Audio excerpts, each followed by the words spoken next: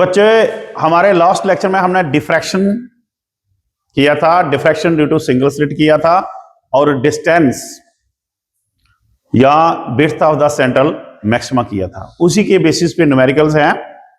तो पहला न्यूमेरिकल है the light of wavelength 600 nanometre is incident on normally on a slit of width 3 mm. Calculate the linear width of the central maxima on screen kept 3 meter away from the slit. तो solution करते हैं हम पहले का। क्या क्या दिया है? वेवलेंथ। वेवलेंथ को डिनोट करते हैं हम लैम्डा से, वो है 600 नैनोमीटर। कहने का मतलब हुआ कि 600 into 10 raise to power -9 metre. तो ये 20 है, तो 10 की पावर 2, 6 into 10 raise to power -7 metre हमारे पास आ गई lambda. Normally on the slit of width कितनी है? 3 mm। तो ए क्या आ गई? A is the width of the slit in case of diffraction, तो वो हमारे पास आ गई 3 mm। 3 mm को हम लिख सकते हैं 3 into 10 raise to power -3 metre. ये ए आ गई हमारे पास। Calculate the linear width of the central maxima. हमने सेंट्रल मैक्सिमम की विड्थ निकालनी है, वो कल हमने पिछले लेक्चर में पढ़ा था कि वो 2x होती है। ठीक है, यानी कि ये इस टाइप का होता है, ये ऐसे होएगा। तो यहां से लेके यहां तक, ये अगर O है तो ये x है, तो पूरा ये 2x आ जाएगा। तो 2x हमने निकालना है। On the screen kept 3 metre away from the slit, तो कैपिटल D हमें दिया हुआ है 3 metre. Using the relation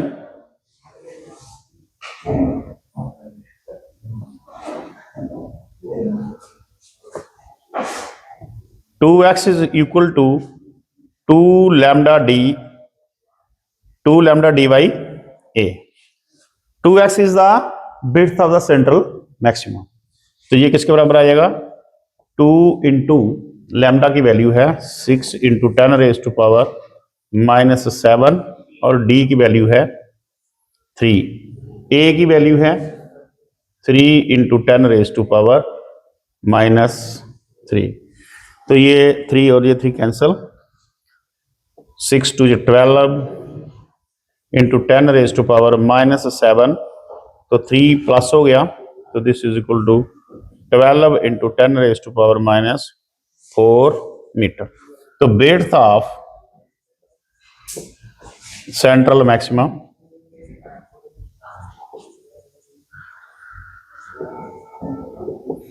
is equal to 12 into 10 raise to power -4 metre. Understand? अब हम करेंगे सेकंड न्यूमेरिकल। पहले देखते हैं क्या क्या हमें दिया हुआ है। A slit of width a, slit of width a, width of slit दी हुई है ए।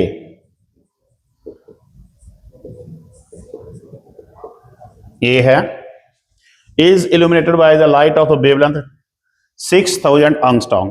तो लैम्डा दिया हुआ है 6000 एंगस्ट्रॉम, मीन्स के 6000 into 10 raise to power -10 metre.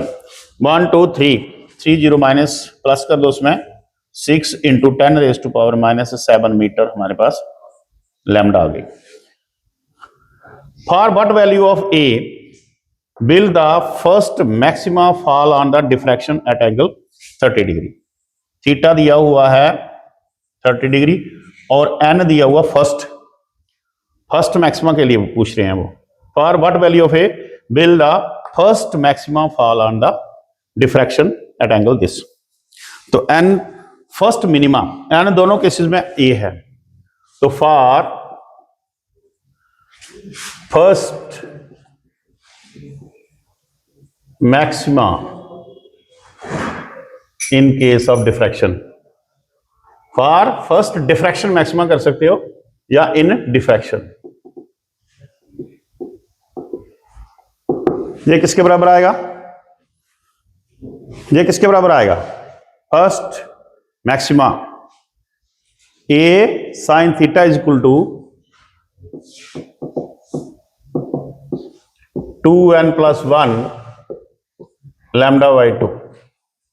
ये आपने कल पाथ डिफरेंस पढ़ा था, a sine theta is equal to this. तो ये मैक्सिमा के लिए था कि odd multiple of half of the wavelength. तो ए की वैल्यू निकालनी है कि for what value of for what value of a की किस वैल्यू के लिए एंगल 30 डिग्री डिफ्रैक्शन का हो कि वो फर्स्ट मैक्सिमा दे। तो हमारे पास ए निकालना है, तो ए इधर रख दो। A is equal to 2n+1 lambda by 2, इधर आप साइन ऑफ थीटा कर लो। अब वैल्यू पुट करते जाओ। एन हमारे पास 1 है, तो ए इज इक्वल टू 2 1+1 लैम्डा की वैल्यू है 6 × 10⁻⁻7 साइन 30 × 2। साइन 30 कितना होता है? 2 × 1 + 1 3 × 6 × 10⁻⁻7 साइन 30 1/2 होता है। ये 2 है, ये 2 कैंसल, तो ये हमारे पास आ गया 18 × 10⁻⁻7 अगर मीटर। स्लिट की विड्थ अगर 18 × 10⁻⁻7 मीटर होगी तो वो फर्स्ट मैक्सिमा देगी एट एंगल 30 डिग्री पे। और अब देखना है सेकंड पार्ट। ये इसका फर्स्ट पार्ट था इस न्यूमेरिकल का, और सेकंड पार्ट क्या है? First minima fall at diffraction angle 30 degree. तो डिफ्रैक्शन मिनिमा फर्स्ट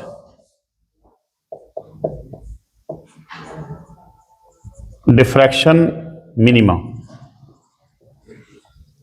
वो क्या आएगा कि ए साइन ऑफ थीटा वो एन लैम्डा के बराबर होता है। ठीक है, तो एन क्या है? ए की वैल्यू निकालनी है अपना। A is equal to n lambda by sine theta. तो फर्स्ट है तो एन 1 होगा, तो ए की वैल्यू क्या आएगी? 1 × लैम्डा तो ऑलरेडी वही है जो दिया है 6 × 10⁻⁻7 और साइन ऑफ 30। साइन 30 कितना होता है? साइन 30 होता है 1/2। तो ये आ जाएगा 6 × 10⁻⁻7 बाई 1/2। तो ये ऊपर ले जाओ, 12 आ जाएगा। 12 × 10⁻⁻7 मीटर।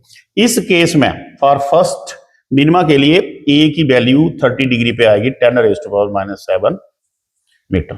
एक आपका आंसर ये हो गया, एक ये हो गया, और पहले का आपके सामने ये आ गया सेंट्रल मैक्सिमम। एक आंसर ये। अंडरस्टैंड? कोई डाउट? अगर आपको कोई डाउट है तो आप पूछ सकते हो।